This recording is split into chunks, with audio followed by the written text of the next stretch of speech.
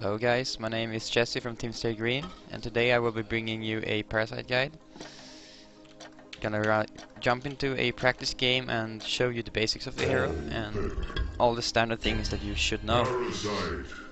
I don't see people using this hero to its maximum potential really. A lot of times in public I see people just farm, don't gank, or just gank, don't farm.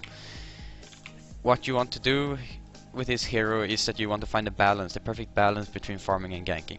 So that's basically the core of the hero. So which items do you start with and which jungle do you go to? Because this is obviously the start of the game. I would recommend starting with a Blood Chalice in the beginning. You go straight Blood Chalice, you just go these two items into the Scarab. This will give you the chance to constantly stay in the woods with full HP, full mana, be able to gank all the time and just have a really high uptime on your farming. The other thing you can do is, if you want to go aggressive with the Parasite, this will require you to buy boots if you want to be in their woods. So if you want to start in their woods, you start with boots and 2 mana potions. This will help you to way easier kick out an enemy jungler, for instance Legionnaire or Tempest or something. You will most likely need a teammate with you to do so, but once he's kicked out, it's not coming back because Parasite is such damn strong jungler. So if you want to go in the opposite jungle still, if there's no junglers in the entire game and you're playing a public game, there's still a strong possibility to go enemy woods because you can easily gank mid and you can easily gank in the top lane. And if there's no other jungler, I would recommend not starting with the boots, just go with this build. You start with these 2 parts for Blood Chalice, and once you hit 325 gold, you buy the last part, you buy the Scarab. So you can either start up here and you just buy the Scarab and run straight to this camp, or you can do this. I'm gonna do right here. Start. Okay, I'm gonna be a bit late to the camp now, but who cares? No, actually not. So there, 325 gold. It's fair with the courier right away. And you still want to jump into the creep. Just don't wait for the Blood Chalice. Just go into the first creep. And what you want to do is you're gonna want to kill this outside, so just keep out attacking, pull him back a bit, comes my Blood Chalice, I pull it back before I kill it, just make sure it dies outside of like here.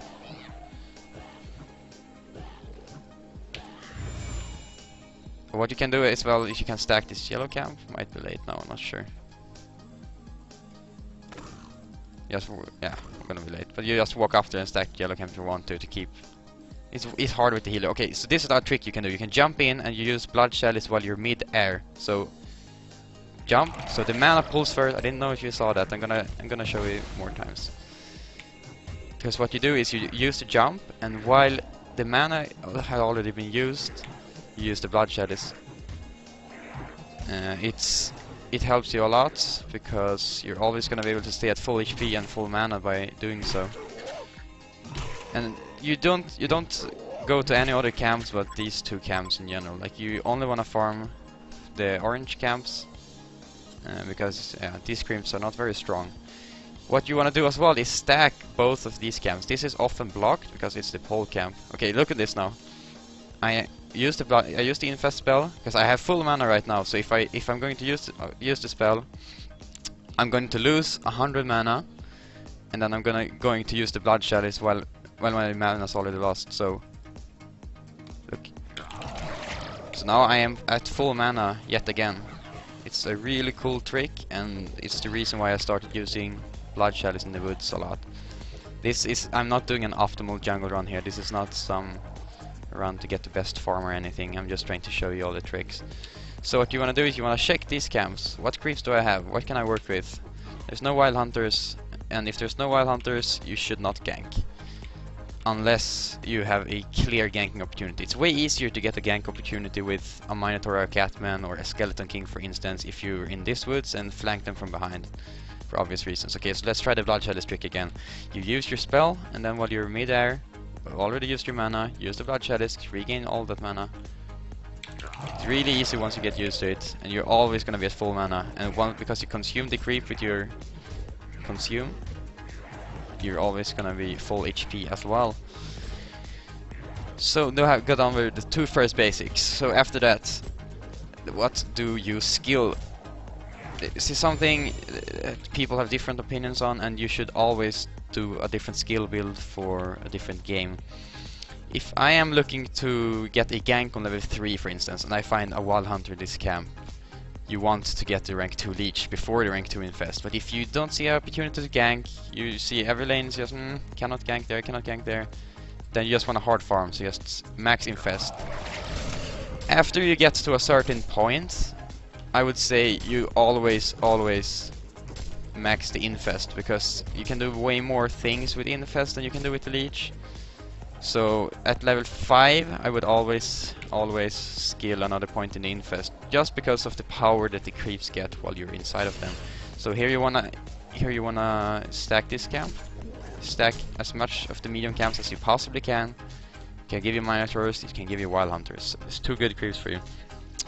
Okay, so the reasoning behind maxing the infest is that catapults are unbelievably strong to push towers with, and tower pushes, as we all know, are really strong in this game, because every tower gives you around 1.4k gold lead to your entire team.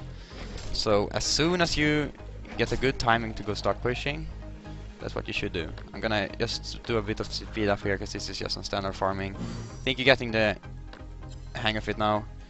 Just jump in the creep, use blood shadows while you're there, pull them a bit outside, make sure that you don't kill them inside of the spawn camp.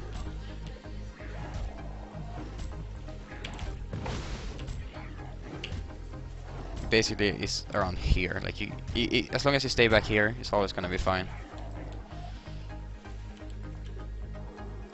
And if your infest spell isn't cooldown like this, I just usually stand and wait by the camp until it comes back again.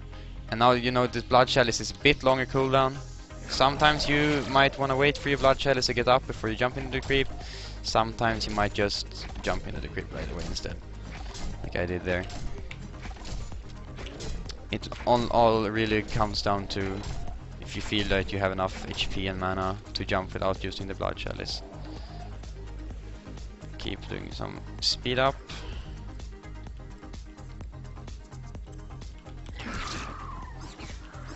That was hard.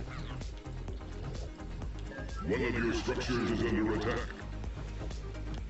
And if you feel insecure about killing it, you can always wait kinda close and pull that out like 1 or 2 seconds before.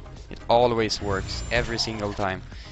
If you feel that you might kill him inside, you just stand. I'm gonna show you in this camp the safe trick to do it until you get it down. What you do is that you take the creep, stay inside the camp like this. These 2 creeps will always keep on hitting you until this minotaur dies. These 2 creeps will stand here, and when there's 2 seconds left, like 2 seconds until the creeps respawns here, just pull them out and they're gonna follow you for at least 2 seconds. It's always gonna be safe. Okay, so after this, what do we have here? Oh yeah, forgot to bring this up. There is timing pushes that you want to do with Parasite. You don't want to mindlessly go to a lane and say, hey guys, let's push. That's not how we do it. You wait for the catapults to respawn. So we have the catapult respawns at 3 minutes, it respawns 5:30, 8 minutes, 10:30, 13 minutes, you get the point. So every first catapult spawn is at 3 and second 5:30. So when you usually want to start pushing, it's at the 8-minute mark. That's where you get, or you could even do it before if you need. Notice here we have only a friendly catapult. The opposite catapult is already dead. It's not very strong for me to just take 1 catapult and go and push. However, if I wait and let this catapult push up a bit, wait until the next catapult respawns. See, at 8-minute mark they get the catapult respawn as well. So I steal their catapult instead of taking my own, which means I will be getting 2 catapults to push with. And if you have a laner to push with at the same time here, this tower is going to drop very fast. Now I'm just doing it in a practice mode, so it's not going to be dropping that fast, because we don't really have that much clearing potential of the creeps. But I'm going to show you the pushing potential of the double catapult in a later stage of this guide when I bring up other points. So, what do you do at this point? You have... Let's give myself a couple of Ghost Marchers. I have Ghost Marchers, which is what you're always going to be looking to buy as your first item, because you can gank actively with them. They give you some extra utility to kill people, some extra burst, which is always good.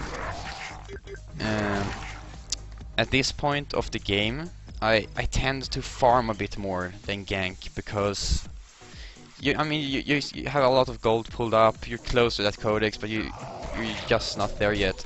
So I just go into the woods and hard farm a bit. Just farm until I can get... Either I can see, oh hey, here's a tower push, I take catapults, then I go over and make a tower push happen on any lane. Or I just farm until I get my codex with Ghost Marchers, because once you have codex and Ghost Marchers, you're gonna be able to solo kill anyone on the map.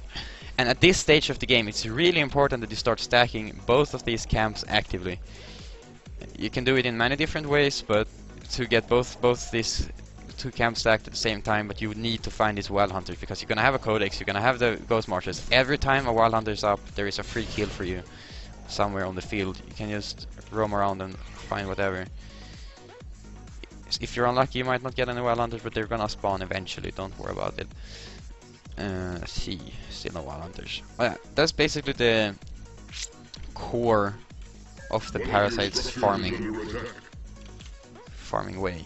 And after this, you will be looking to expand into a kind of carry, I would say.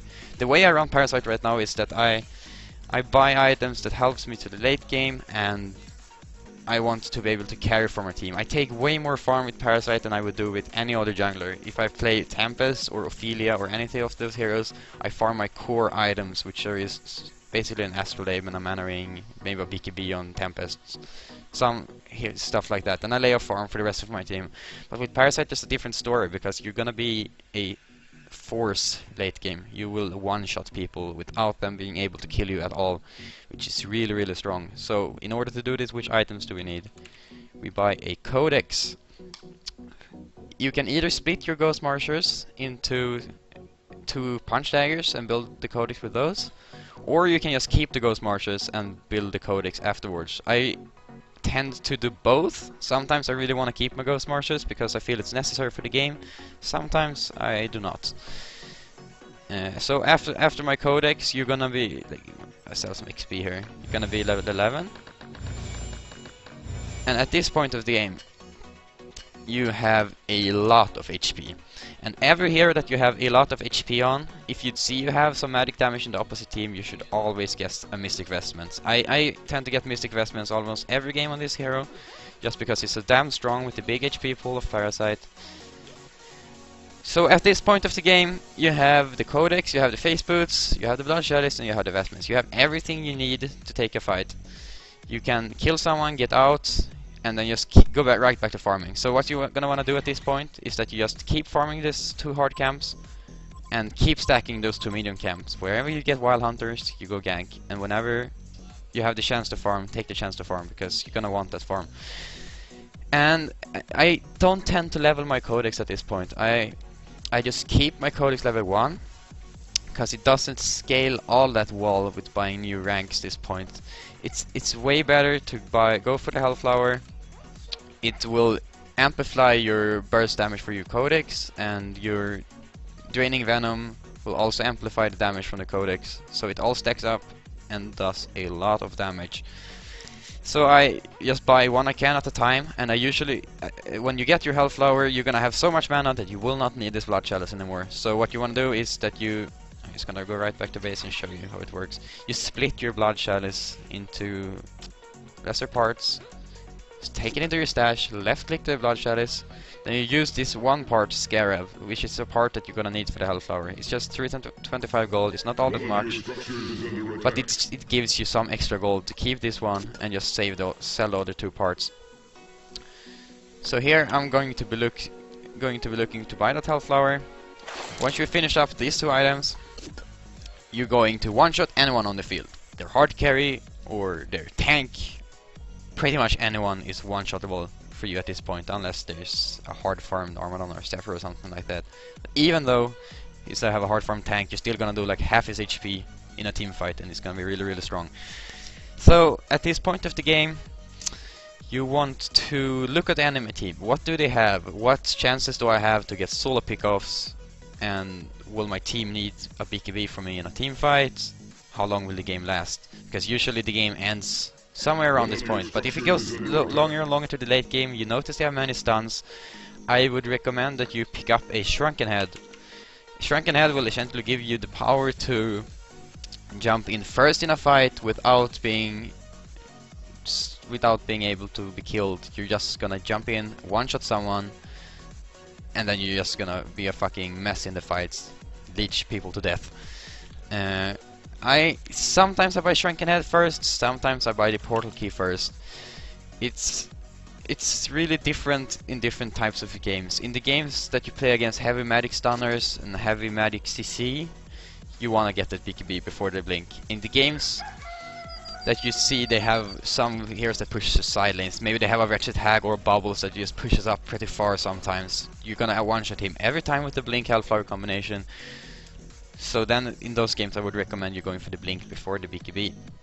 This is basically the items that I want to be having on a Parasite late game. And after I bought all of these items, I finished the Ghost Marshes, Hellflower, Portal Key and the BKB.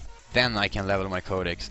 Unless in rare games that I don't need my BKB, then I just buy the Blink Hellflower Codex and then level my Codex. I think I covered all the basics here. I'm going to be jumping into a replay that I have prepared. That we played here game against Lions in Hunt Tour. So I will be taking this game very seriously and do everything correct, I hope. I'm not going to show you the entire game. Just some timings that I've wrote down that I think that you should have. Okay, let's just get a look in this game. I'm Parasite here. I'm going to be buy a Blood Chalice as soon as I can. This game, I could... Okay, let's rewind a bit. As you can see here, I only have 100 gold. That's because I had to pool some regen to my team. I had to give 2 runes of the Blights to Deadwood, so I'm going to have a Blood Chalice a bit later than I'm used to, but it doesn't really matter all that much. You're still gonna be able to keep in the jungle. So as you can see here, just kill the creeps outside the camp. I'll go to stack here, but I kinda started stepping, it was a healer camp, so I didn't get it off. Just keep farming this. As soon as you get to 325 gold, you can see here, 315, 316, it goes up, and then I just buy instant Blood Chalice, come with the courier, and I'm actually gonna... This hurts me a bit since I have to run up to the courier and meet up. Usually at this point when the infest spell is up, you already want to be over here and start this camp. But since I had to pool myself, my team some regen, and we had no flying courier, this is what I had to do. So as you can see, just keep farming the camps, killing them outside. At all points, you're always gonna want to kill the creeps outside, so you can have a new respawn. I'm going to be running over to look for a Wild Hunter. I saw the Wild Hunters, but we had an incoming gank here, so... It only hurts the first time. It's the first time. Not much that I did there, really. I didn't do anything at all. But just the presence of me coming could eventually have gotten the kill in the end, so... Here I see the Wild Hunter camp. Okay. I'm gonna rewind this a bit. So, at this situation right here, you have 2 choices. Either A, you take the Wild Hunter, you look for a gank. You should always communicate with your team. What are your team doing? What are your team wanting to do? Can you set up a kill? Can you get the kill? You don't want to take the Wild Hunter and end up not doing anything, because you just waste your time. At this point in the game you want to farm a lot.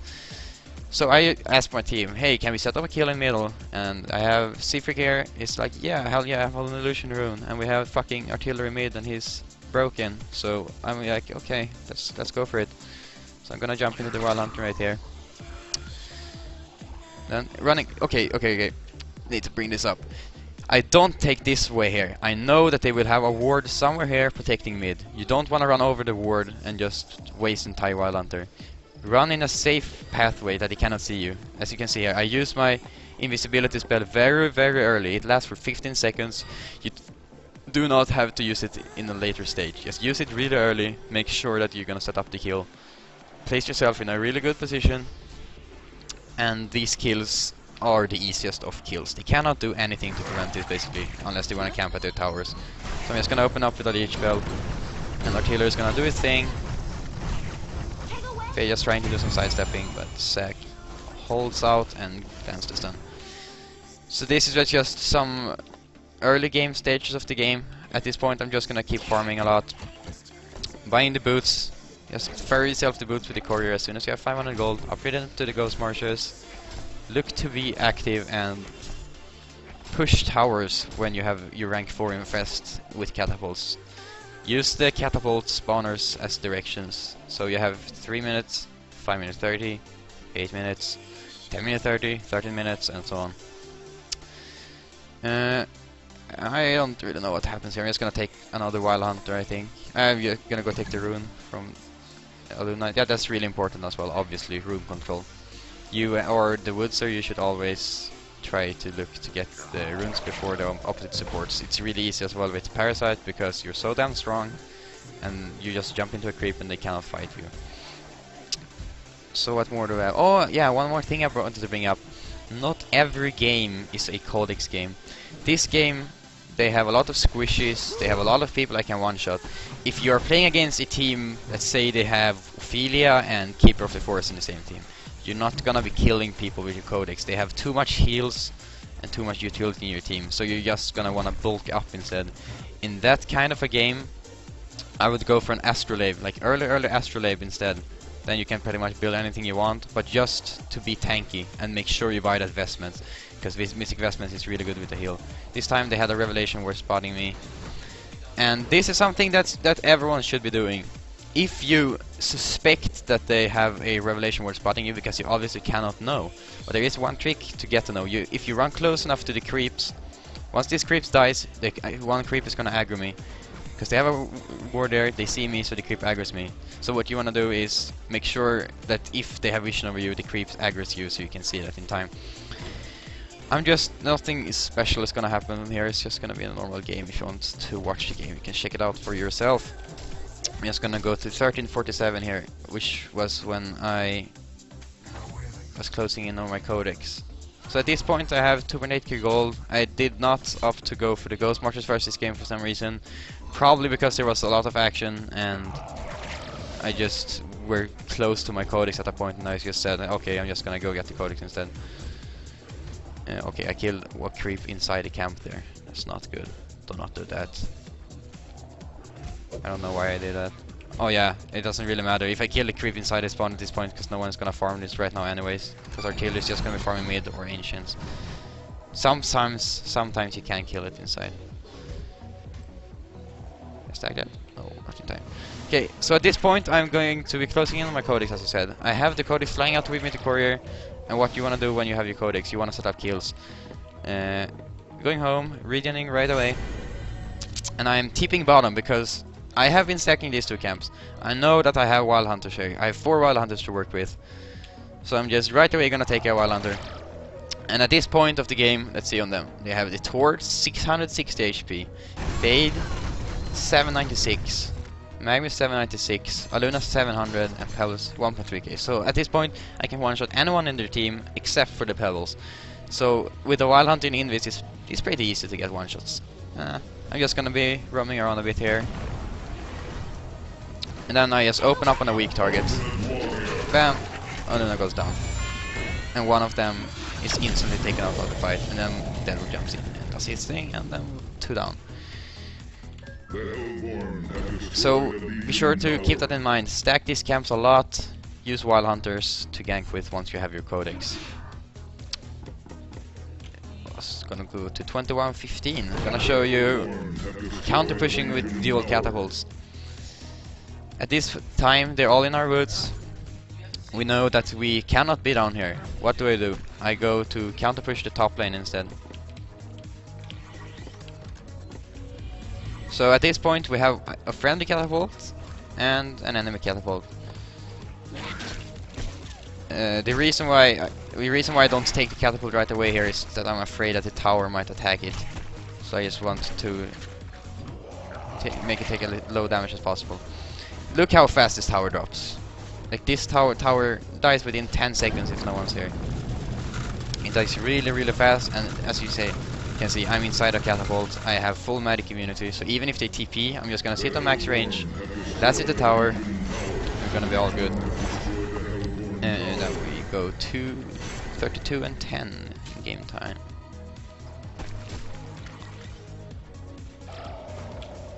What do we have to show here? Okay, sometimes there's no catapult available.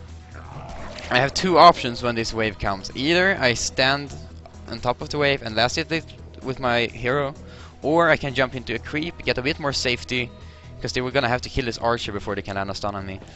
And people would think that it's not that easy to last hit with archer, but it's really easy. As you can see here, these creeps, they just fucking die when I shoot on them. They take so much damage, and it's really, really easy and effective. So that's something you should look to do. If you, as farming a lane, if you do not feel safe, use the creeps.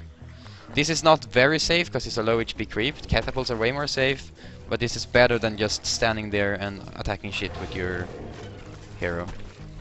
We're gonna go to 34:05 in game, and I'm gonna show you the Codex and Hellflower synergy. This is a game where I farmed a lot, as you can see. I'm the second highest farmer in my team.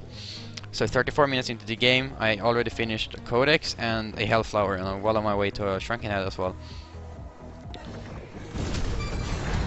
Okay, at this point I'm inside of this catapult and I'm just pushing the tower, as you can see it dies very quickly. I have some different routes to go here. Either I can go in the Twart, but he's already dying. I have this Aluna here, but he's 1.4k HP. But oh yeah, you're level 16, you have your Hellflower, you have your Codex.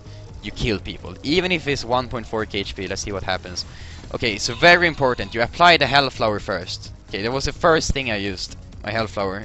It gets applied, it takes 20% extra damage. Your Draining Venom, which is your E-spell, also applies, you take 24% extra damage. So you have 24% from one source, 20% from one source. And then you just unleash hell on him. Use all your spells, and your auto attacks are gonna be doing a lot of damage as well, because your Draining Venom also scales with your auto attacks. And when you have a Codex and a Hellflower, you auto attack pretty fucking hard. So every auto attack is basically gonna be half damage of your Codex, which is pretty cool. Then we have 38-35 in game. This is a point where I get a BKB, and as you can see from my enemy's team here, as I said before, if you're up against a lot of magic damage, a lot of magic stunners, you want to buy a BKB, because when you have the BKB you don't have to be afraid anymore of going in first in the fights. You can just jump in, one-shot someone, and fucking stay in the mess and kill people. So this is what's gonna happen here. They have the Pelvis Vent Demonic Breastplate. He has no BKB at all, and this target I'm gonna open up to. Their mag intercepted us here and jumped us in the back. He had his ult up here. So what we're gonna do is we're gonna cut off the Pebbles. They got a perfect initiation us there. Start on the Pebbles, I use my BKB, and he just fucking dies right away. Then we just go to clear up the rest. This just shows you the power of the BKB Parasite. I'm full HP, and it just dropped 500 mana, and I'm all good. Just keep farming, keep doing whatever I want. Got a free kill. Then we go to 44:05. This is another thing I'm gonna show you. Once you have these items, you want to be looking for the portal key, as I said before. The portal key is gonna give you, against the team that matchup that we have over here, they have nothing that can cancel a TP if I have BKB. They have no Savage Mace, no nothing. So what I can do here is that I can jump in and kill someone and be completely safe and TP out with them being able to do anything about it, and it's really, really retarded. So that's what I'm going to be doing here. You jump in, use the Hellflower first, get all the maximum burst damage off, and as you can see, my auto attacks is going to be doing a lot of damage. And then I just straight out TP out, and Fate couldn't cancel my TP even if he wanted to. I want to thank you all for watching my guide, and I will be making more guides in the future, but we have both Vegas and Thailand coming up in a week, so there's at least going to be a few weeks with no guides, but thank you and see you next time.